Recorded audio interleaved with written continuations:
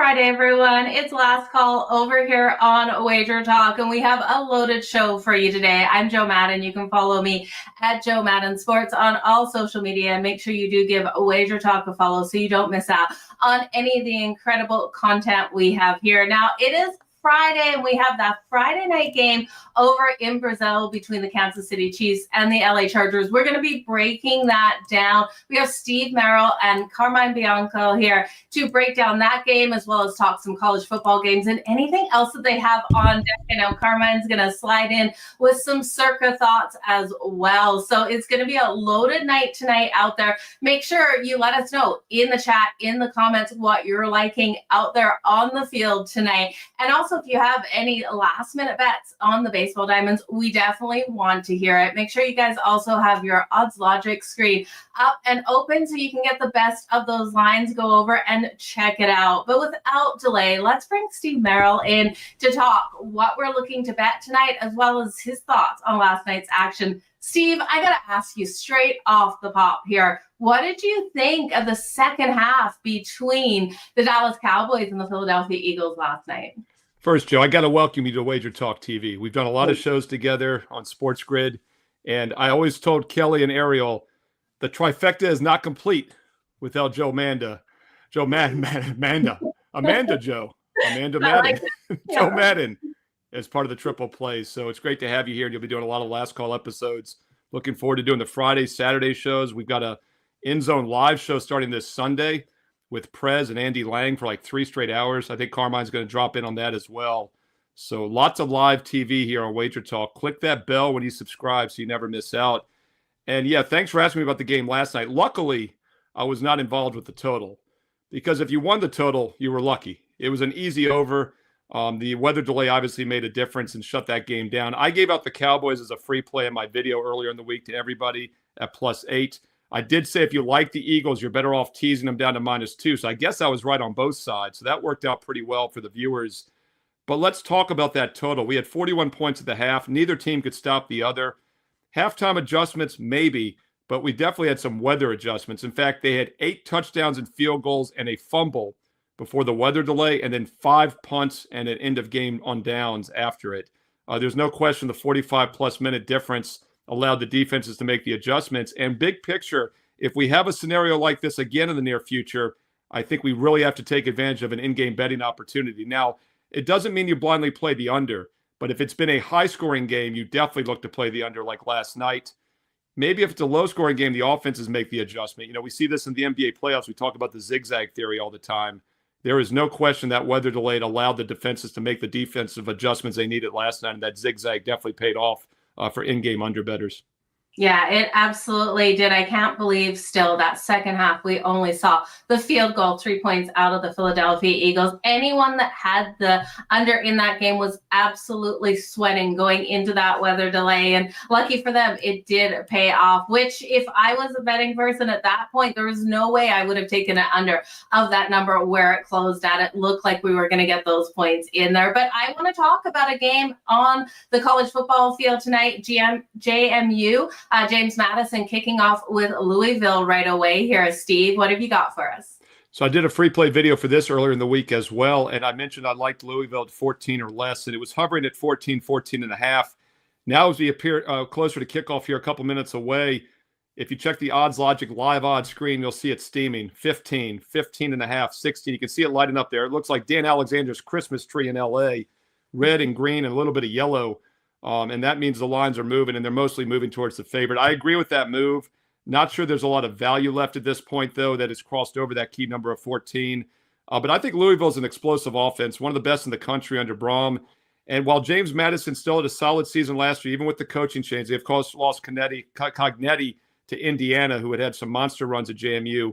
I think they might regress a little bit this year. They're a run-based offense, Joe, and when they get behind in this game, which I think they will, they might have some difficulty catching up. So if you're going to play it, I would still lay it with the Louisville Cardinal.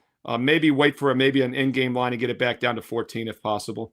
Steve, any thoughts on that total? That total has been fluctuating today. It did go as low as 55.5. We're seeing numbers out there, 57.5 being the highest, more likely than 56s out there. Would you take this one to the over or under at all? Yeah, just 30 minutes ago, it was 55.5, like you said. It's now 56.5. You can see that lighting up on the odds logic screen as well. I think the move to Louisville and the over are somewhat correlated. As I mentioned earlier, Louisville's an explosive offensive team. So I do like the over. If you like Louisville, you probably lean over. 57 may be a key number. I don't think 56 is. 56 is what we call a dead number. So 55.5 to 56.5, not a big deal. And obviously, if the money's coming in on Louisville and it's coming in on the over, well, we probably start looking at the Louisville team total over as well. That's pretty pricey, though, at 36.5, but that also would be a decent way to play this game.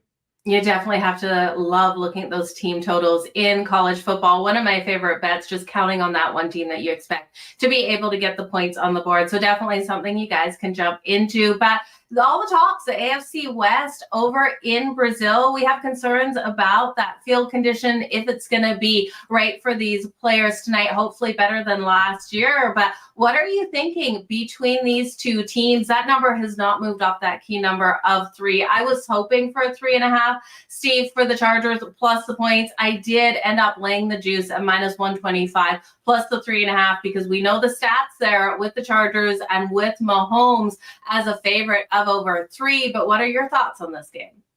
First thing that jumps out to you is that the Chargers, I think 7 straight losses now to the Chiefs. At least 7 in a row they've lost straight up. But they've been competitive in a lot of those games. And the 2 games last year were very low scoring, both of them. So I disagree with this over-under move. It opened as low as 44 this summer. As you see on the odds logic screen there, the opener was 44. The consensus is now 47.5, even 48 starting to show. Both 47 and 48 are key numbers when it comes to totals.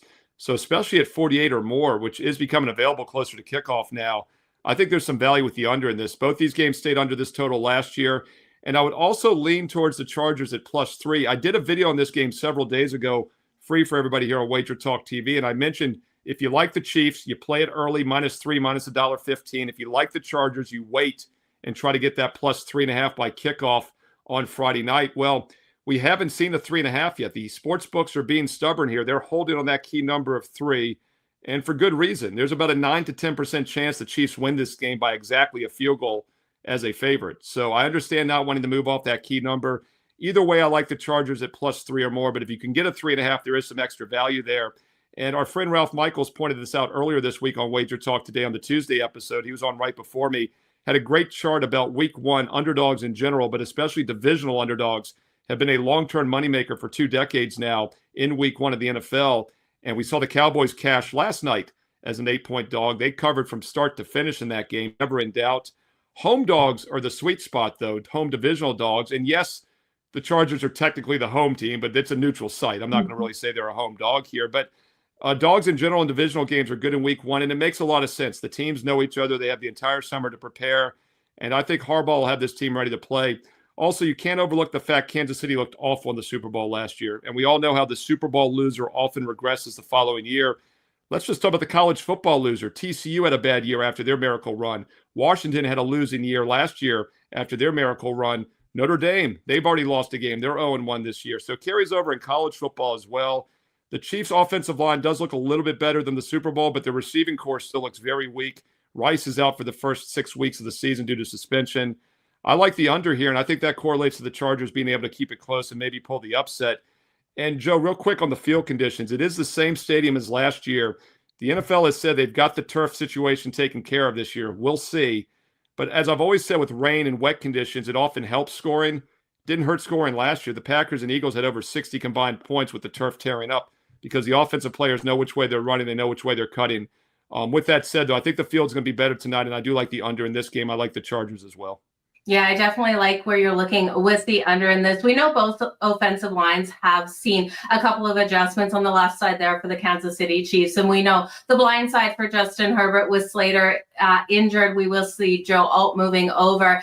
Also, I want to ask you here with the Chargers, if you think they can keep it tight, is there value at +140 that we're seeing on the money line for the Chargers to pull off that upset win? For me, Steve, it's not enough value on the Chargers. I'd want closer to +200 if I was willing to back them here. But do you think we could see the upset?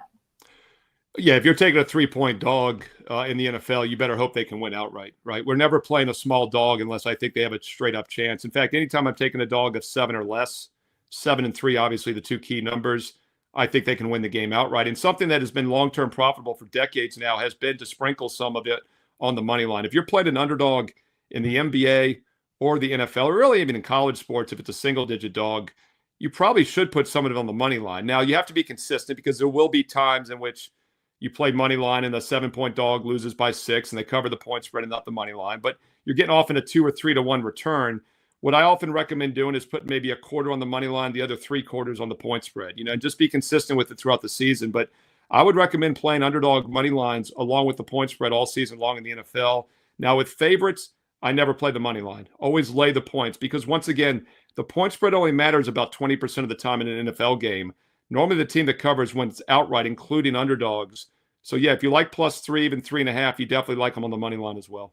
Absolutely. Steve, before we let you go there, is there anything you're quickly liking out there on the diamonds for bettors to jump into? Lots of games live right now. We know the Dodgers were swept by the Pirates and now taking on the Orioles. Still 0-0 going into the bottom of the first here between those two. So I did a free play video earlier today for the Phillies-Marlins game. And what's interesting about that game is that Philadelphia over a 260 road favorite. The run line was still like -160 or -180 even in some spots. You could get the Marlins at all +2.5 at like -130. But I didn't want anything to do with Florida, the Miami Marlins, because they're coming home off an extended road trip with a day off. And that's like the worst spot in baseball is home dogs with 1 day off when they return home because they start getting distracted, start dealing with the family issues. And offensively, they're probably going to struggle tonight. But I also didn't think there was a lot of value under a 2.5 team total. I actually like the Phillies-Marlins game under 8. And that game just started about 1 minute ago, so you can still get an in-game line under 8, Phillies and Marlins. Sanchez has been excellent all season, and Belazzo's coming out of the bullpen. He's got some starting experience. But what jumped out to me, Joe, in this game is that both opposing offenses have been terrible. Belazzo last year shut out the Phillies in 1 start against them. And in the 3 starts against Sanchez, the Marlins Sanchez rather has a 0.4 ERA in his 3 career starts against Miami. So I like the under 8 in the Philly-Miami game that just started a minute ago.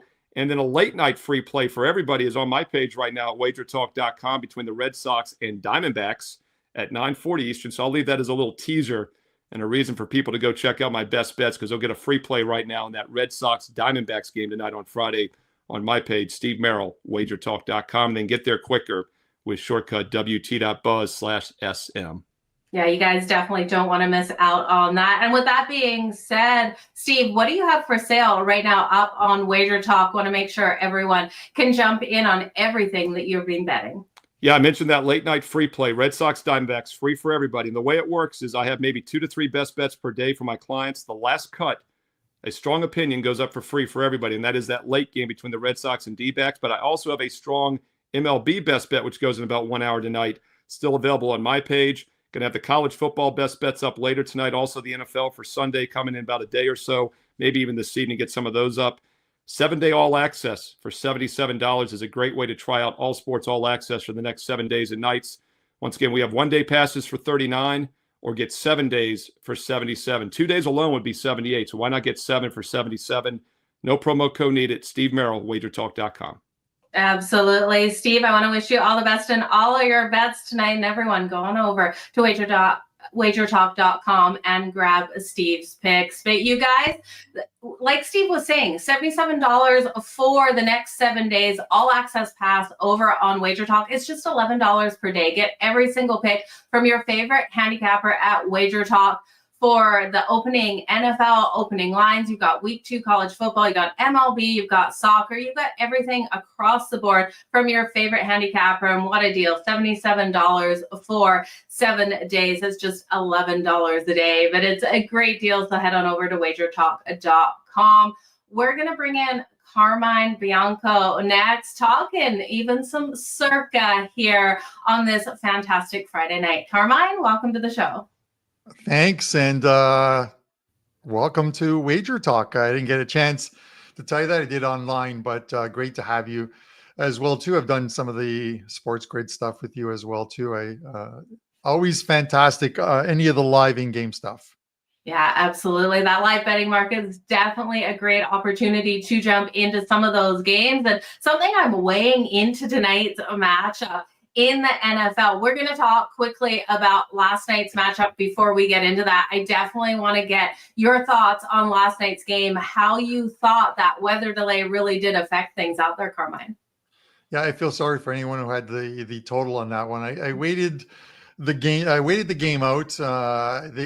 Whenever you see lightning, it's normally like at least a 30-minute delay, but they usually get back at it.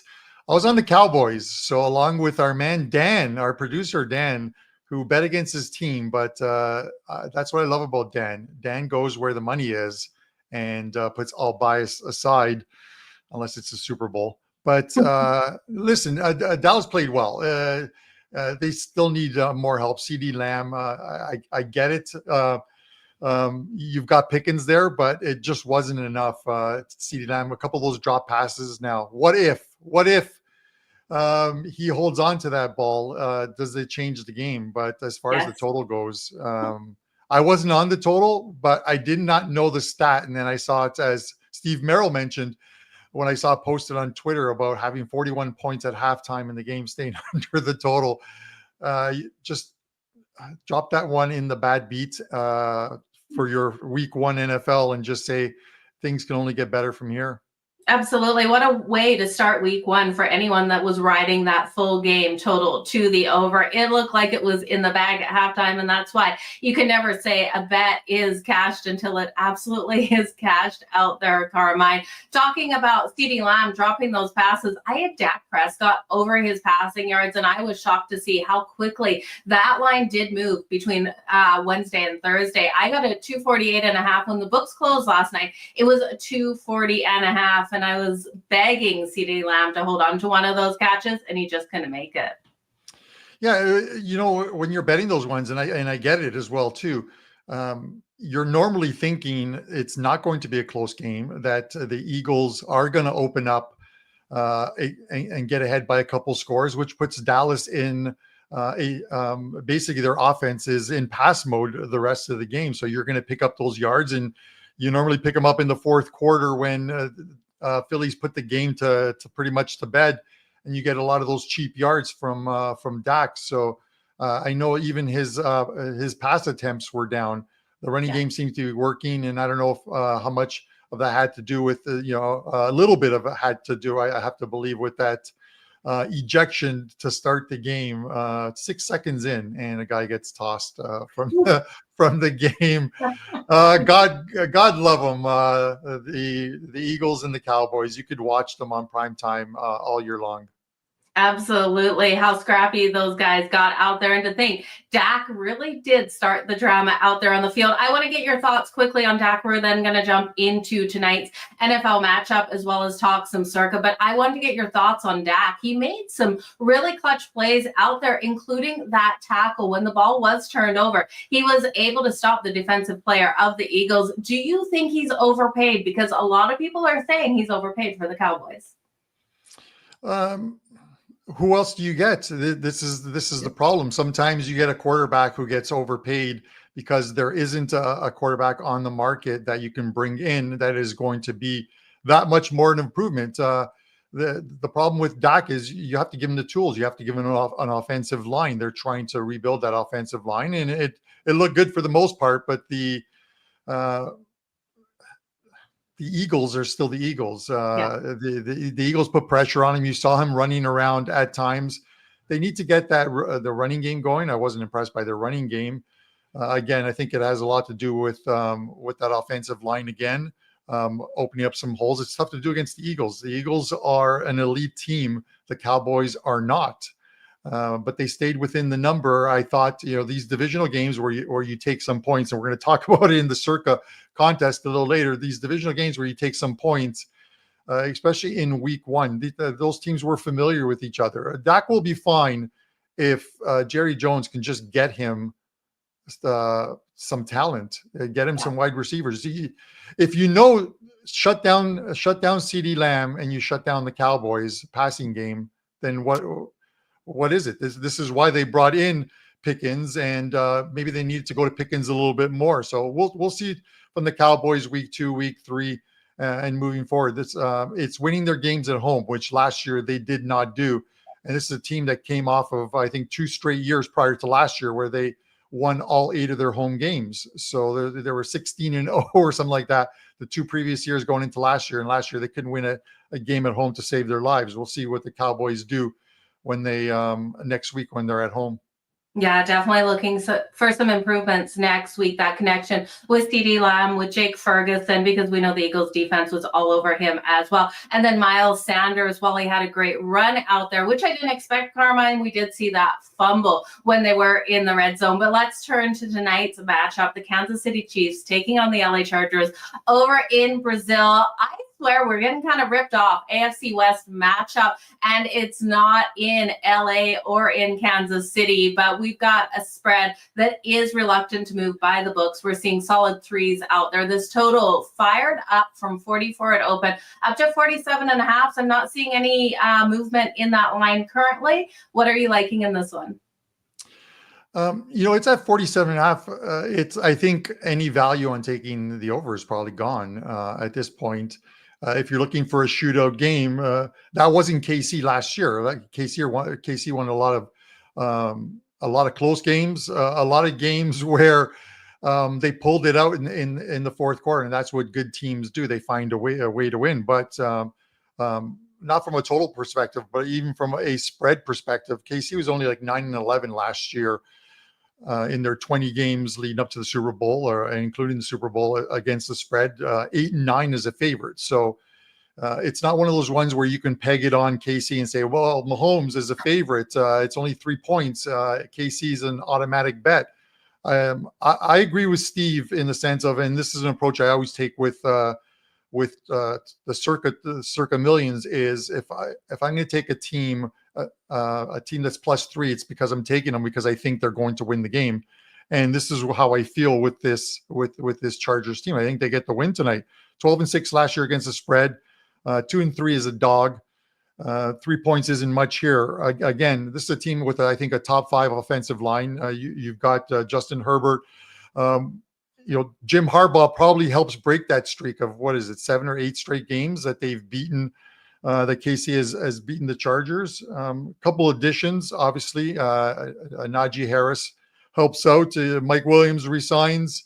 So we'll see from this Chargers team. I think they're going to have a very good year, and there's no better way to start off your year than beating KC. It doesn't matter whether it's in Mexico, whether it's in Brazil, or whether it's in LA. Is win the game. Just win, baby. That's the old Raiders slogan, and I think it applies here.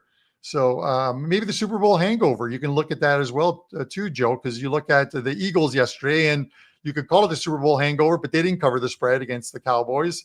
I think a lot of people maybe in the Circa Survivor were a little worried if they took Philadelphia in that first one. So 4 big games as far as I think this weekend in week 1, where a majority of I think we're up to 18 million in the Circa Survivor, which means 18,000 entries, and a bunch of them were going to be on the Eagles last night. So we'll see if they're on Denver, Arizona, or who's the other big favorites on the weekend, or the Washington Commanders. Yeah. I'm pretty sure those 4 teams are going to take a bulk of the Circa Survivor ones. But as far as tonight goes, Chargers. Once we're done here, I'm heading out to watch the game with some buddies, and most of them are KC fans. I'll be probably the only Chargers fan, but that's me.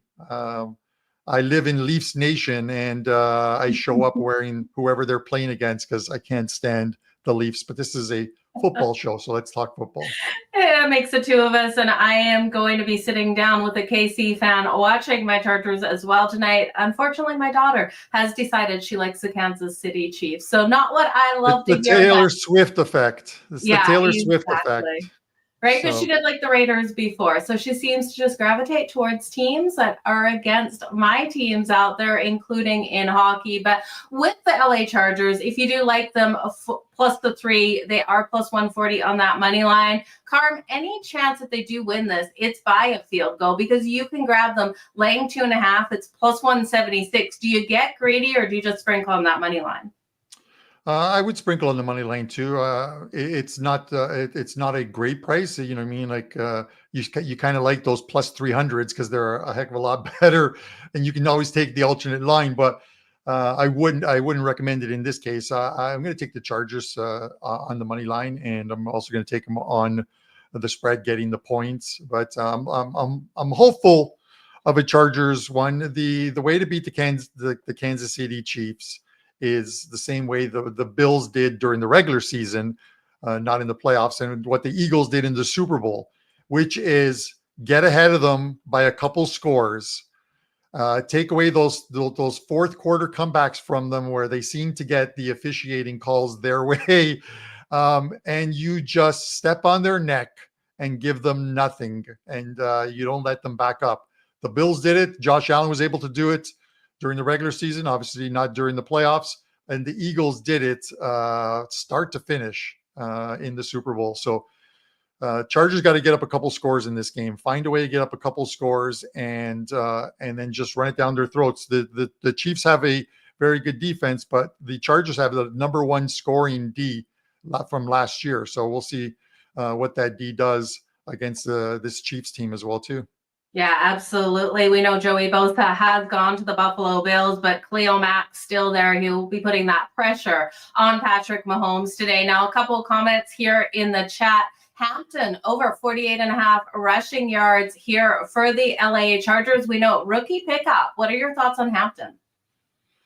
It's always tough to run rushing against. Again, the number's low, so we'll see how many carries is he going to get. That's the thing you have to worry about. The one thing I like about Harbaugh is what he did last year is, in I think his first year there is he tried to take the pressure off of Justin Herbert and balance that offense, because the year previous it was just pass with the Chargers team.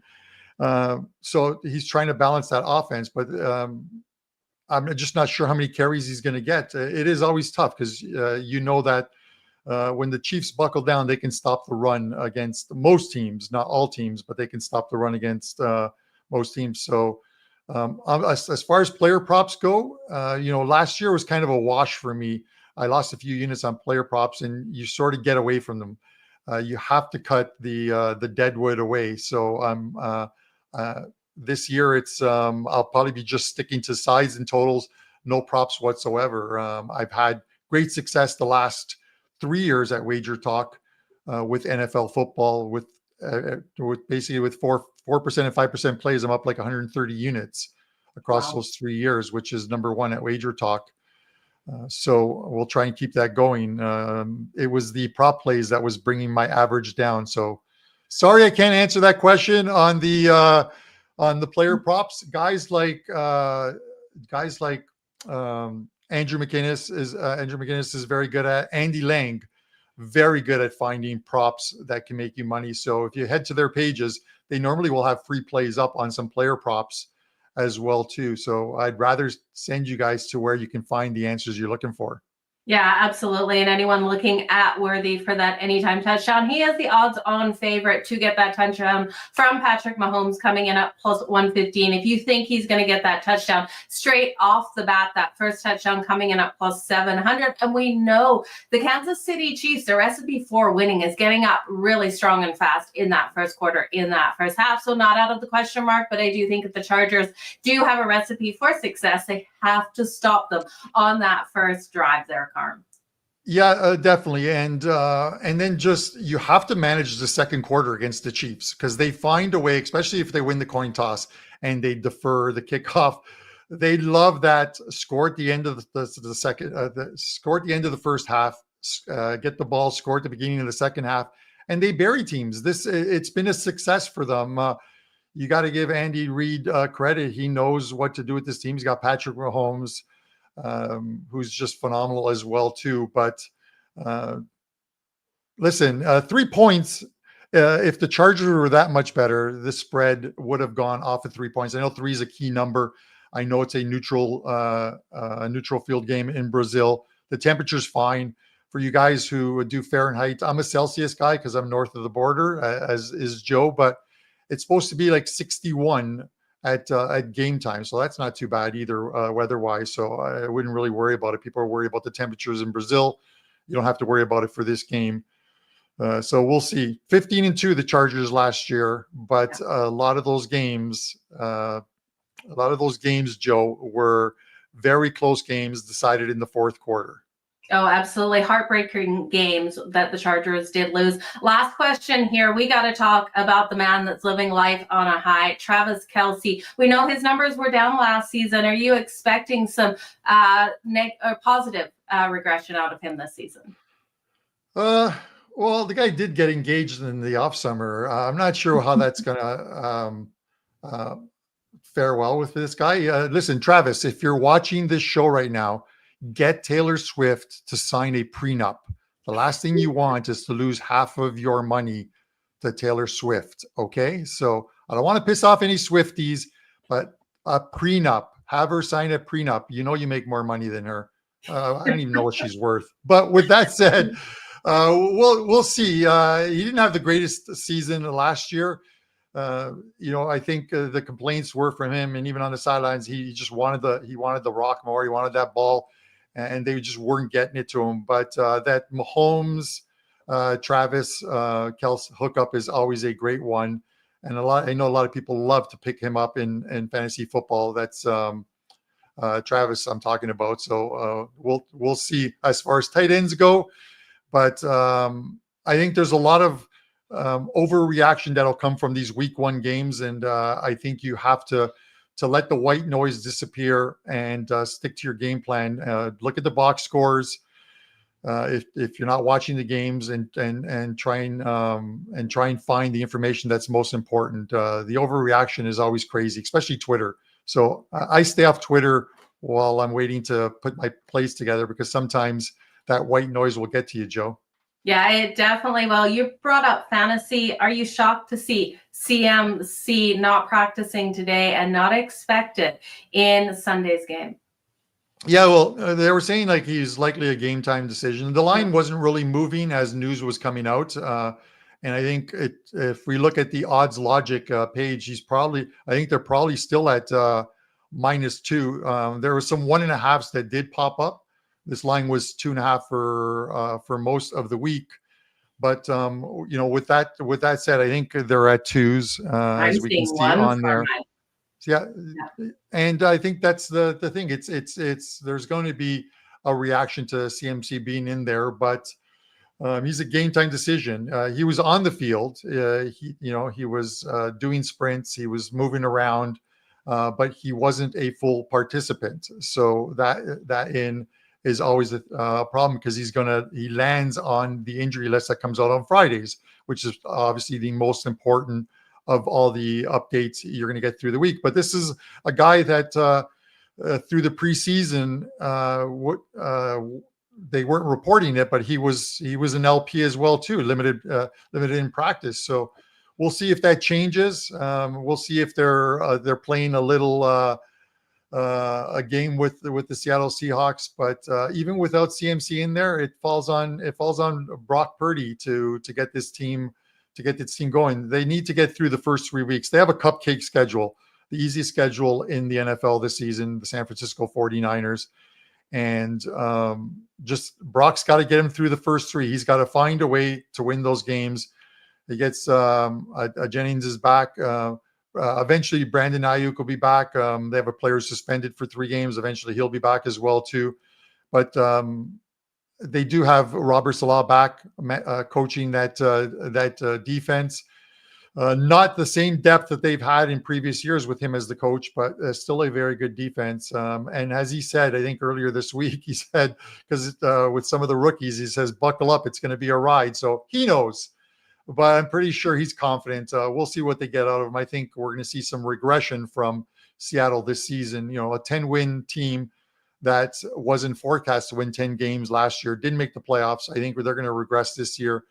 I would put them at probably about 8 wins this season, and hopefully not one to start the year off. I will say this: the last 10 home openers, Seattle is 9-1 straight up. Ooh, Well, yeah, and we're going to really see what Sam Darnold is made of. Going to Seattle now, was with the Minnesota Vikings last year, and we know how he did fall apart in the playoffs. But there was a lot of quarterbacks, including Justin Herbert and Jordan Love, that threw those interceptions in the playoffs and struggled out there when it mattered the most. So we'll see what Sam Darnold has for Seattle. I want to get to your Circa picks, but before we do, there's a quick question here. Any thoughts on the Patriots and the Las Vegas Raiders? We have from Titan CT in the comments. We're seeing Vegas rolling in to New England as the underdog. I don't know if I can get behind New England. Do you trust the Patriots to get the win? I do. I think you look at that spread, and I think the numbers is where it should be. It's a little surprising though. The Raiders on the road. It is game one of the NFL season, so you sometimes you'll see these teams and they'll shock you in the first 2 or 3 weeks, and then these teams that are forecast to win 6 or 7 games, and they shock someone in week 1, and then it sort of reverts back to where they should be. They play well for a couple of games, but it's a new look in New England. Obviously, Mike Vrabel, you bring in a new coach. I don't think Mayo was the right coach for them last year, unless he was just there to get them through the season. But you bring him in. You have Stephon Diggs, who's familiar with, obviously he's familiar with the AFC East and the opponents that you have there. You have the second year for Drake May as well too. So we'll see if he takes a step forward. But they were a good team last year, and I watched quite a few of their games because they did play the Bills and played the Bills very tough in both games. So I have high hopes for them. I think they're going to be at a 9-win team. At least I think they go over their total of 8.5 games. So 9 or more. I think I'm programmed, unfortunately, Joe, and I'm trying to put my bias aside. As someone from Toronto, I'm programmed to not like the teams from that certain area. Being a Bills fan, of course, I'm not supposed to like the Patriots. I'm not a Leafs fan, but I'm not supposed to like the Bruins. Being a Blue Jays fan, who are currently beating the New York Yankees 3-0 at the end of the first period. There's your first inning, first period. God, hockey can't come fast enough. Go Blue Jays! But you're supposed to hate the Red Sox and the Yankees, so it's one of those things. But 9 wins for the Patriots this season. Okay, Mike Vrabel, definitely will love to hear that for sure. Just a quick update on the college football front. James Madison is currently leading Louisville. Now, they were a 15.5-point dog coming into this. You can now grab Louisville laying 6.5 only at +100. So if you were liking that and the totals dropped to 52.5, definitely a great place to jump in. We're still seeing NIU and Maryland tied a 0-0 piece, and Northwestern up on Western Illinois. But Carm, we have to talk Circa. Where are you going this week with your Circa picks for week 1? All right. So I think it's safe to, most people have put their plays in, but, I'm not worried about other entries tailing me. Everyone does their own thing, but I have 2 entries. 2 entries where I make I'm the sole person that makes the plays. One with my good friend Rob, our CFL insider at WagerTalk. And I love his approach. He's just, give me your 5 games after you put him in, so I know who to cheer for. And the first year he came along for the ride. We went 18-1-1 in the first month of the NFL season. Probably can't see that little check behind me, but we did pick up a cool, nifty little $105,000 from Circa for going 18-1-1. Caught lightning in a bottle. So. And then the second one were some friends who didn't want to fork over $1,000. So I gave them positions in another entry. So they have a share of another entry. So here are the plays. And you're going to see some similarity, or you're going to hear some similarity, Joe, between the two, because I find my 3 or 4 best plays that I like as far as the Circa numbers go, which come out on a Wednesday or early Thursday morning and are fixed the numbers. So I'm taking Arizona. I'm not worried about them going on the road. This is both a fade of the New Orleans Saints, who I think are going to have an extremely bad year, and the fact that Kyler Murray, I do like Kyler Murray, as small as everyone says he is. I do like Kyler Murray. I do like this team, and they're laying 6.5 points on the road, and they win by at least a touchdown. They're going to cover the spread in that one. The Denver Broncos, I think everyone in Circa Survivor is going to be on the Denver Broncos. 8.5. I'm laying that. This is one of the teams that this team had one of the best defenses last year. I think they were just phenomenal, very good at home. And you have a rookie quarterback coming in to make his first start on the road, and rookie quarterbacks on the road in their first start, I believe in like week 1 or something, like 8-22. So that's a terrible number for it to be a rookie quarterback. The third one, which is on both entries, is, and this is going back to what Steve Merril said, if you like a team that's a dog that you think can win, you take them plus the points. And that is Houston against the LA Rams. I think Houston wins that game. I'm not sold on the Rams. Obviously, they have a different receiving corps, or a new receiving corps. You have a quarterback that's had some injury issues as well, too. And they're notoriously bad starters to the season. I think if you look at the last couple seasons, maybe even go back 3 seasons, I looked at the last couple seasons, and they have had terrible starts to the season. So give me Houston with that very good defense, and give me the 3 points. I think they win outright. All right, the next one, Carolina. I am taking the points with Carolina. This is you're getting 3.5 here, so I love the fact that you're getting just you're getting over that key number in what could essentially end up being a field goal type game. I get it's supposed to be a better year for Trevor Lawrence, but that offensive line, can they protect him? I'm not entirely sure they can. And you look at Carolina, we talk about offensive lines. 2 years ago, they allowed 65 sacks. Last year, 32 sacks. But Bryce Young, in the last 3 or 4 weeks of the season, well, he looked like a deer in headlights early on in the season. It was like, oh, Bryce is starting. Let's bet against Carolina. Towards the end of the season, he looked very good, put up good numbers, and you can call them garbage games, but it is getting that repetition and finding your receivers and building some confidence that you need in order to start a new season off with a win. And I think they can go there and get the win. So I'm taking Carolina plus 3.5. The final entry, and I have 2 different ones. On the first one, I have the New York Giants. I am taking the plus 6 points with the Giants against the Washington Commanders. It is one of those ones where it is a divisional game, getting points. I just like the Giants in this spot. Do I think they can win? I don't know if they can win, but I think they keep it within a score in this game. And I think their defensive line can do enough to keep Jalen Daniels in the pocket. And that's the most important thing here as well, too. On the other entry, the 5th game is the Atlanta Falcons. We're getting 2 points here. We've seen some movement. Dan, I don't know if you can bring up that the live lines, but I believe Atlanta's been taking money all day. So I'm not sure if we go to that.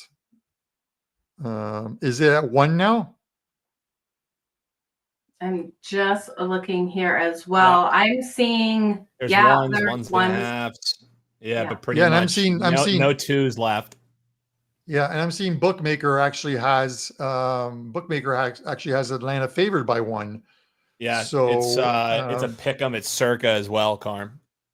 Yeah, so and that's all movement today, because that line was at 2 yesterday. It was at 2 this morning. That is all movement today, and I'm not sure if there's any news that came out, Dan or Joe, but normally just to see a game drop from like 2 down to like a pick 'em, that's either it's either sharp accounts that have come in on Atlanta and they're picking off the points.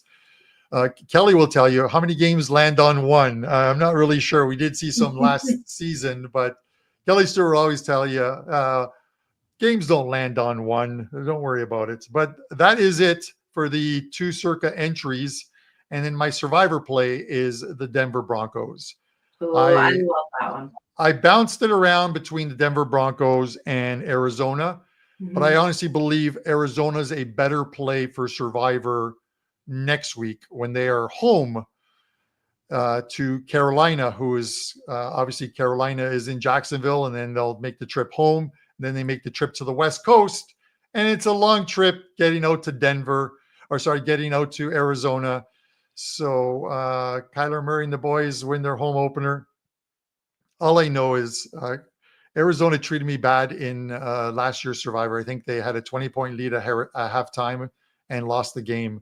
So that's how I got eliminated last year, taking the Arizona Cardinals. Yeah, and you're trusting them in the first week here.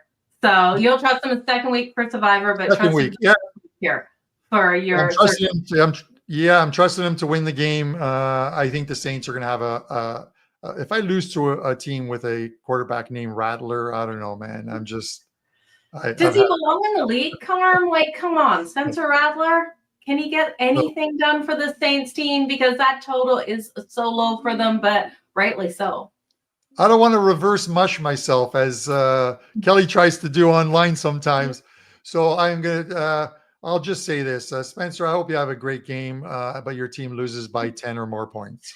I absolutely love it, Carmel. I want to wish you all the best in your Survivor, in your Circa. I know you've got a ton of picks up over on WagerTalk. So if people head on over to WagerTalk, what kind of bets can they find over there from you? Yeah, so only two plays in the NFL, and I won't be adding any plays to those ones. Two plays, they're both 4% plays. And as I mentioned, over the last 3 years, 4% and 5% plays. And it's pretty much going to be like that all season long. I won't be releasing any very small plays. I'll either pass or take the play I think is the strongest. But last 3 years, over 130 units gained in the NFL, and which is number one across that period of 3 seasons at WagerTalk. So we'll try and keep that going. One play up in World Cup qualifying. I had a 4% best bet up today, 0-0 at halftime, but the Italians score 5 goals in the second half and easily go over the total in that game. And I got another one going tomorrow that I really like. That's up at WagerTalk as well too. So that 7-day $77 package, I think is a great idea. You get all the plays for the next 7, and there's going to be a bunch of obviously football, college football. I got 3 plays loaded for college football, including 4% best bet. And if you look at my page at wt.buzz/CB, you'll see how my 4% plays do in college football as well too. A very good record as well. So that's pretty much it. No baseball for me. I've just been trying to pick spots throughout the season, but I'll leave that to the baseball guys like Brian Leonard, Adam Trigger, and Tokyo Brandon. Okay, Carmine, all the best in your bets tonight. Enjoy this game. I know you're headed out to watch it, so we've got kickoff starting right away. I want to wish you all the best in all of your bets. You guys, I want to give you a quick update here on those college football lines, as well as give you my best bets tonight in the NFL game in Brazil. We are still seeing James Madison leading this one versus Louisville. They're up 7-0. Now, we are seeing them threaten right now. They're 2nd and 1 on the 40-yard line. So you're seeing Louisville dropping to 2.5-point favorite. That's a huge swing from them being a 15.5-point favorite before kickoff. Now, one thing to note, James Madison has won their last 14 or 15 games in September. So this is a team that comes out strong out of the gate. If you had the guts to bet them pregame, they're a plus 340 on that money line. They're now sitting right around that plus 126, plus 130 mark. If you still think this team can have its way with Louisville, we know Louisville coming off a big win versus Kentucky, where they absolutely steamrolled over them. We're seeing that total now right around that 48.5 mark at minus 132 to the over. And again, huge adjustment in this total. When it was 57.5 pregame, it was 55.5 just a couple hours ago, you guys. So that drop in the lines, you know, I love to jump in on those live betting opportunities. I also want to note Northern Illinois going into this game. I took their team total under 14.5. Right now, it's still 0-0 in the first versus Maryland. I think this team is going to completely struggle to move the ball on Maryland's defense. That's what we're seeing so far in this game. If you can get a team total for Northern Illinois to the under, I would go there. I wouldn't take the full game because I do think Maryland will have success moving the ball in this one. We saw them have success last week. They've got a quarterback that can throw the ball. They've also got a running back that can move it nice and solid on the ground. So I wouldn't look at the full game under 38.5. How low will this one get? If it gets maybe 32.5, I could see the full game going over that total once Maryland starts to put the points on the board, but you can't count on Northern Illinois. So when I look at tonight's game out there in Brazil, you guys, super excited for this. I am a Chargers fan, so you got to weigh that into account here. But I do think the Chargers plus the 3.5, buying off that number of 3 is the way to go. I got it at minus 125.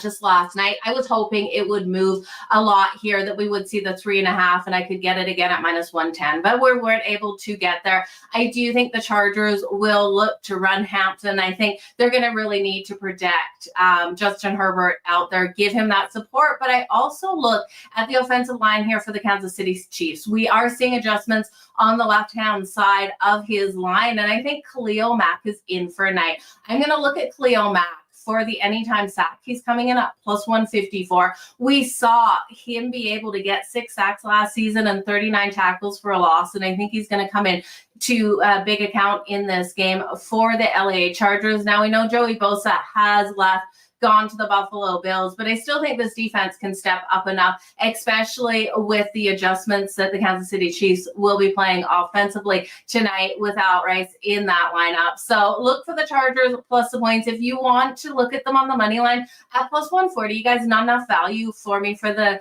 LA Chargers. I would alt them to laying the 2.5. That's getting you plus 178. Still not a lot of value when you're looking at a dog of 3 points up to laying 2.5 at plus 178. But I think if they win this, they're not going to win it by 1 point. I think if they win this, it is by a last minute field goal that should have been a touchdown out there as they just scramble to get those points on the board. But you guys, thank you so much for joining me here on Last Call on WagerTalk. Don't forget to go over to WagerTalk.com and check out both Carmine's and Steve Merrill's packages. You're looking at $77. That special right now for the next week, or for 7 days of picks from these guys. That's only $11 a day. You don't want to miss out on all of their bets, everything that they have up on the board. So pick your favorite handicapper, go on over there. It's not just limited to those 2 guys. You definitely want to check out WagerTalk.com. But you guys, all the best. Enjoy Friday Night Football. I am live for Last Call on Monday and Thursdays here. We ran the special today with Friday Night Football. Make sure you do join Kelly and Ariel on Saturday and Sunday for that 11 a.m. Eastern Last Call as well. You guys, stay hot. Let's make some freaking money out here. I'll see you guys on Monday.